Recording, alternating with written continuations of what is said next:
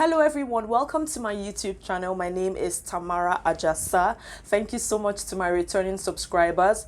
Y'all are the real super ninjas. And to you who is yet to subscribe, please can you just hit the subscribe button? We've been begging you since. Please hit the subscribe button right now. Thank you. And we're going straight into today's video. So this video is a story time video because I've had a number of people ask me, women, like, you keep saying, you've mentioned it in a number of your videos, you've had 3 C-sections, like why, you are a fitness instructor, you are strong, why have you been having C-sections, could you not push and all of that? And I'm like, you know what, I'm just going to make a video about this. So the next person that asks me again, I'll just tell them, go to my channel and go and watch it. Please, the questions are becoming too much or too many. And so let me start with the first C-section. So we had our first in 2015, our second in 2017, and our third in 2019. Don't worry, there's no fourth. We are done. Thank you very much. And so in 2015, I remember I got to 39 weeks and I started feeling contractions.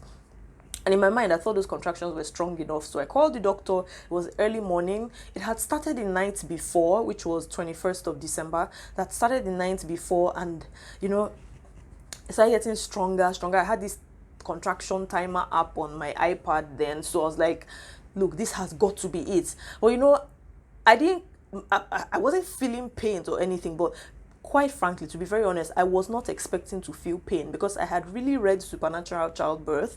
And sisters, if you have read that book, you know that you can believe it so strongly that you will forget that you are a human being. And so I wasn't waiting for pain. Once I just started feeling tightness, I was like, it is time. I'm just going to walk into the hospital and just lie down on the bed like this and just do and the baby will fly out. So we called the doctor maybe sometime about 5 a.m. or thereabout, and I was like, I'm feeling strong contractions. And he was like, have you seen, was your water broke? Did your water break? How did you even say it? Have you seen blood? And I said, no water, no blood though. He said, are you in pain? I'm like, I'm not in pain, no pain care. Can I be in pain? I'm not in pain. And he was like, maybe it's not. He said, but why then? You don't need to worry. I said, no, these contractions are strong. They've been coming on and off. I've been monitoring it since last night. He said, okay, well, yeah, just come to the hospital. We went to the hospital. Maybe got there about 6 a.m. or thereabout. And we're there. They checked me. The doctor wasn't there yet, so the nurse checked me. And the first nurse who checked me probably was like maybe 2 centimeters or something. Wasn't really open, but I wasn't bothered. I was sure that, look, this baby is going to fly out. There's no story about it. I was super confident. So when the doctor came in around 9 a.m., he checked me. He said, she's not dilating. I was like, I can't hear you. She's not what? And so I was like, I could feel a bit of contraction. And then he says, look, we're girls, do you want us to speed this thing up? I said, what do you want to do? What do you want to do? He gave me one drip. I can't remember what that drip was. Is that oxytocin, pitocin, whatever?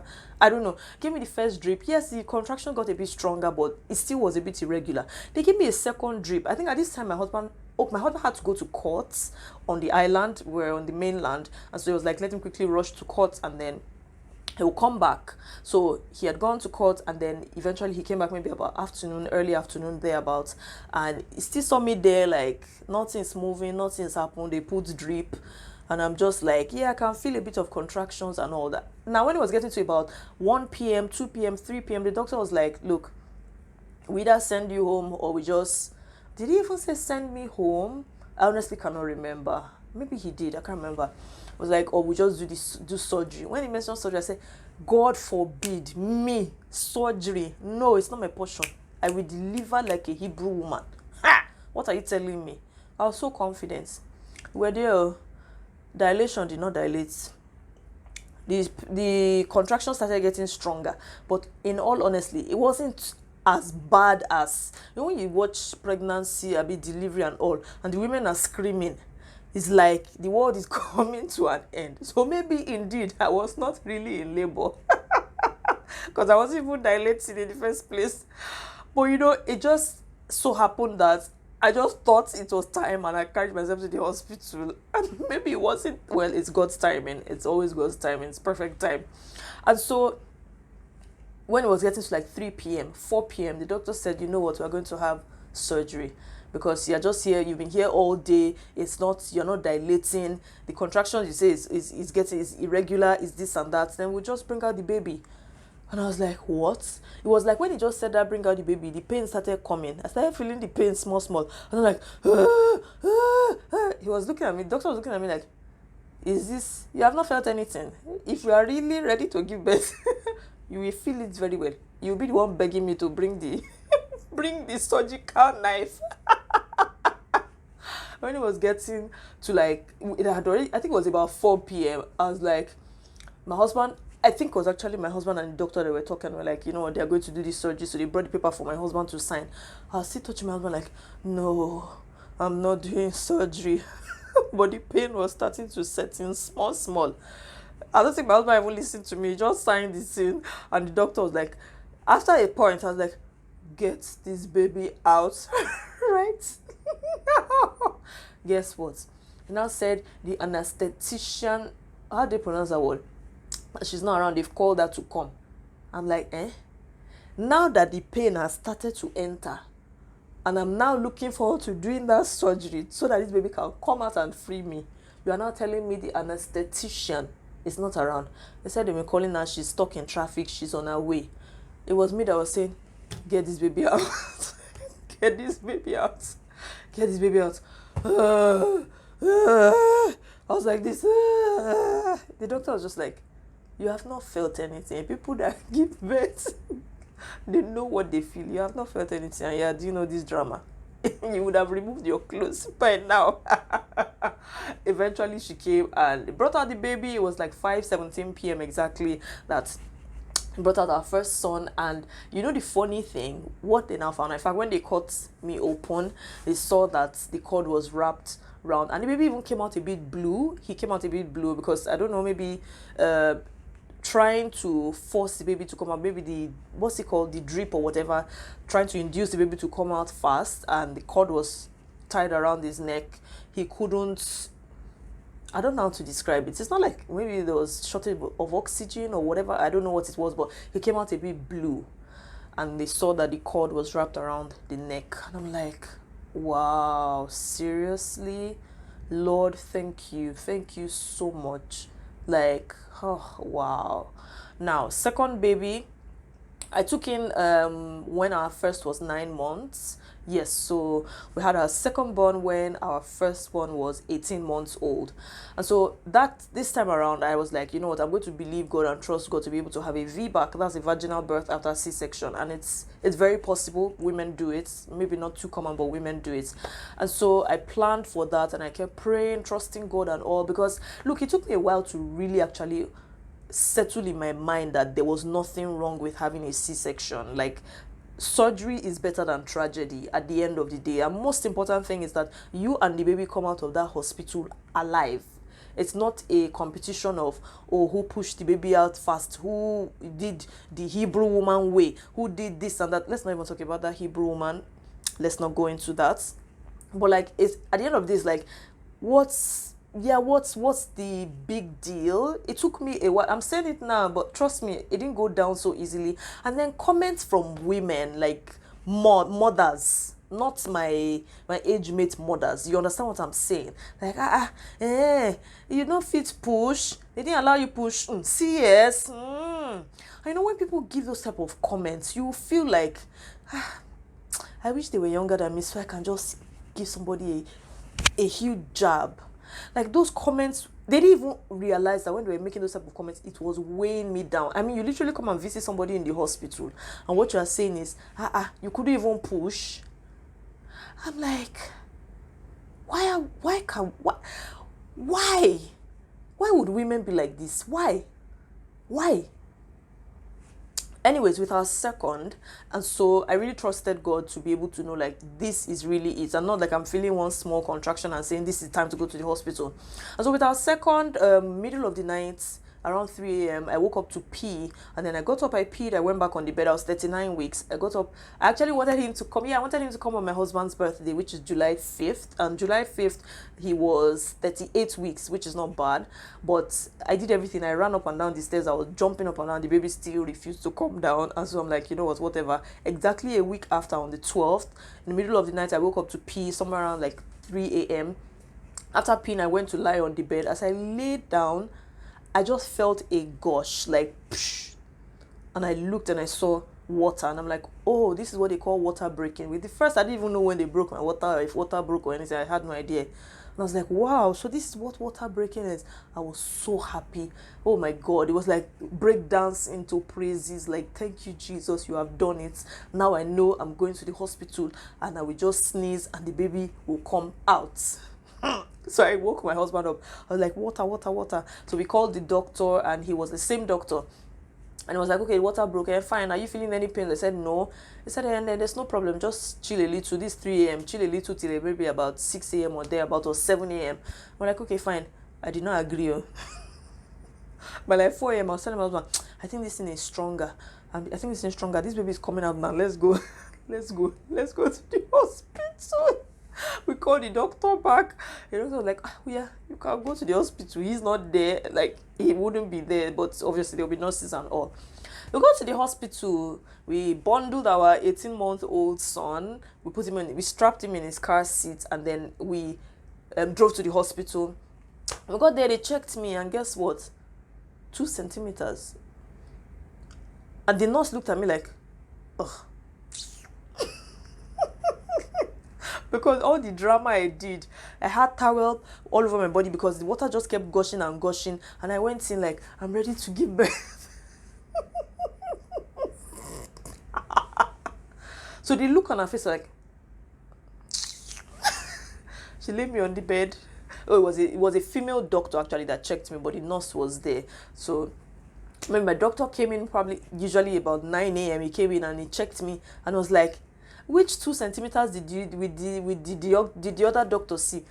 This woman is not dilating anything. She has not dilated anything. Honestly, sometimes now I think of it and I'm like, are you sure that doctor did not intentionally discourage me because he wanted me to do CS? Because that's what people say about Nigeria. Private hospitals, they want you to do CS. That is the general conception. Is it conception? Whatever. And you know, when people feed you with all those type of ideas, like, they did this intentionally. They wanted you to do CS. They saw that you have the money to pay for it.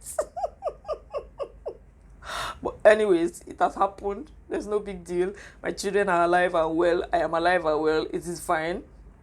And so he checked me and was like, you're not even dilating anything. He said, then just go and lie down in the room. So eventually, one of the other nurses, the midwife also, she came to meet me. She said, are you feeling the contraction? And I'm like, I'm actually not. I wanted to lie, but what's the point lying? I said, you know what, all the contractions I was even feeling before, I can't feel anything again. So they left me there. Maybe around 1 p.m. they came to check on me again. Are you feeling contractions? And I'm like, I'm honestly not feeling contractions. And she was like, let's just do the C-section. You've done it once, and they said that you've been here all day, your water has broken, we're not going to send you back home. And I'm like, yeah, okay, no problem. I called my husband. He had taken our son back home, I think, to bathe him and all of that. So I called him and said, they said we should just do CSO, so come back. I said, okay, no problem, it's fine. So he came back, and somewhere around 3 p.m. we had the C-section and brought out baby number 2. And so after having 2 C-sections, it is only wise that you prepare your mind that the 3rd one will be another C-section. I'm not saying it's impossible. I've actually seen stories of people that have had 3 C-sections and still did a 4th vaginal birth, or 2 and still did a 3rd. It's not impossible, but I just felt like, you know what, I want to change this hospital. And my changing the hospital was more of, I wanted an upgrade, because we're like, okay, this is our last baby, you know what, let's choose a nicer place. Let's choose a place that has more equipment, more facilities, and, you know, maybe a place where they would rightly diagnose things and all of that. Because somewhere at the back of my mind, I still was kind of hoping that I would experience this vaginal delivery somewhere at the back of my mind, even though I knew in all medical wisdom that you are never advised to try a VBAC once you've had 2 C-sections, especially back to back like that. We literally had the 3 of them within 5 years. And so we got to the new hospital and a female doctor this time around. And so I told her my history and all that. She was like, oh, you're having a 3rd C-section. And I'm like, is that the final answer? So there's no chance. She said, no, there's no chance. I'm not even taking a slight chance. Nobody will give you a chance here. You've had 2 within how many years? You are definitely having a 3rd one. And in fact, she already scheduled and gave me the date safe. And I'm like, are you kidding me? So seriously? Is there nothing you cannot do, dear Lord? And I'm not saying this to spite God or anything. Definitely not. Definitely not. But I think we need to learn to count our blessings. It's a huge lesson for me. It was a huge lesson for me because prior to that, I would have been one of those people that if you told me you gave birth via C-section, I'd be like, why now? Why didn't you try? You know, like, and unfortunately that is the position of people when they are ignorant, until you go through something and you see the choices you made and you have more empathy when somebody else is talking. It taught me a huge lesson. Oh no, it taught me a huge lesson. And I'm really careful these days now, and I'm so grateful for the experience because I look back and I'm like, my life is not a mistake. That's how it happened. Vaginal C-section. Look, we are so grateful for our 3 children. We are so grateful. Did I trust God for a vaginal? Yes, every single time. Literally with all 3 of them, I trusted God. And did God fail me? No, he didn't fail me. He has his ways. It's just another method of delivery. There are people that have C-section and the baby still dies. Do you understand? There are people that have C-section, the mother dies, she can't even take it. So if I look at it and do not count it as a blessing, then there must be something wrong with me. There must be seriously something wrong with me.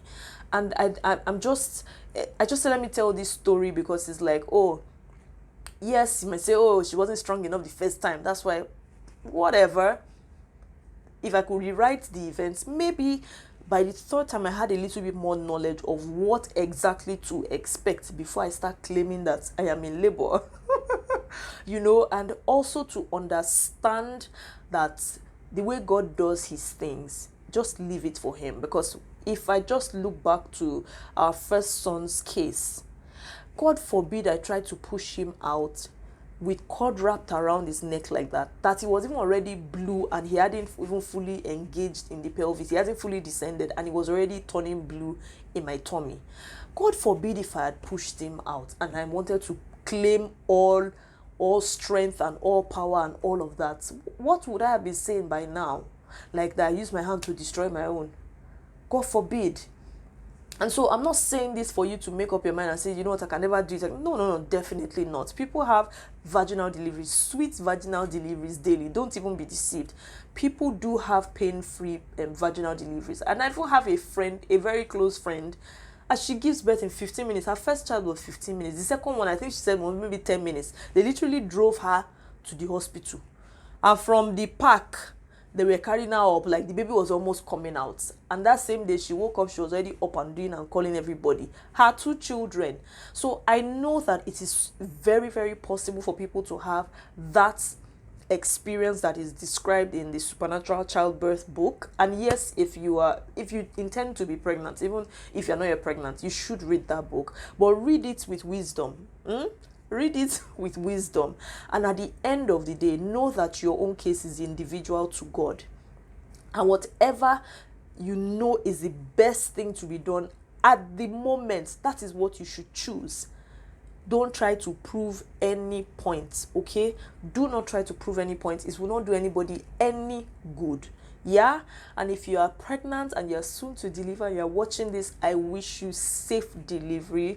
You and your baby or babies will come out alive and well to the glory of the Lord, and it will be well with you, okay? So if you enjoyed this story time video, let me know what other story you would like me to tell. And by the way, should I just quickly, let me see.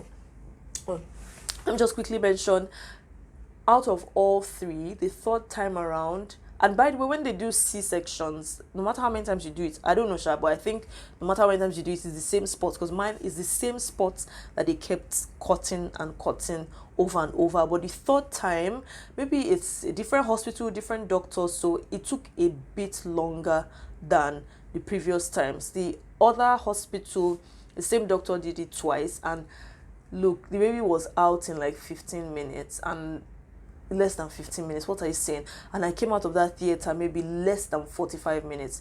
But this third one in this hospital, I was in that theater for maybe 90 minutes, and I'm not joking, 90 minutes. First and foremost, I think they were trying to like peel off all the scar tissue from the previous C-sections, and then she was trying to do it extremely neatly, because I tried to look at it after, and it's actually a lot neater than the first two that I had before. So at the end of the day, I'm like, oh yes, we paid better money for better service. So while the fold is still there, but it's this incision is a lot thinner, and I actually believe that over time it's the kind of thing that will clear out. And this time around, it wasn't even the old staple that you go back and the whatever, like in the former hospital. This time it dissolved. I never saw any stitch or any thread or anything. It was very, very, very neatly done, and I recovered like this. How can I even forget to mention this third time, when I realized that, you know, there's no way around it, I'm going to be having a third C-section, and I better prepare for it. This was the first time that it was elective. They gave me a date, and I went to the hospital. So my husband and I told him, you know what, if this is going to be the case, then trust God with me. Let's believe God that I will have a very speedy recovery, and we prayed together about it. So as much as I was kind of disappointed that I had to be going under the knife again, you know, I had to get my mind to that point that it doesn't matter. You go there, you come out alive and well, your baby will come out alive and well, and God is going to show himself. And God indeed showed himself. I don't know how many people have C-sections in Nigeria. Abroad, maybe it's a whole lot more technology and all of that. How many have C-sections in Nigeria that in how many hours you are already climbing up the stairs? I literally climbed up the stairs that same day. The next day, I was up and about. In fact, people who came to visit me, who had seen me, family members who had seen me, that's my in-laws, who had seen me previous times, they were like, you don't look like somebody that did surgery. I literally, if I did not tell you, you would not have known, because I could do everything. I got up. In fact, I was the one that called the nurses and said, remove this catheter or whatever it's called. Like, I can walk to the toilets. So I just knew that God definitely answered us. He listened to our prayer and he answered. And it was so sweet. I recovered so fast. Though still at the back of my mind, I try not to like overwork my abs, because I'm like, I don't know at what stage do you believe that it's completely healed and, you know, there can be no issues with it at all again. So that's the only thing at the back of my mind sometimes. But really, this recovery was smooth and sweet, and I am so glad about it, and I'm so grateful. So thank you so much for watching, and don't forget to hit that subscribe button on your way out, and give me a thumbs up on your way out, and turn on the notification bell on your way out, and don't forget to drop a comment also. Tell me your own story. I want to read from you. Yeah, and don't forget, follow me on all social media platforms, DMC by Tamara, Instagram, Facebook, Twitter. Okay.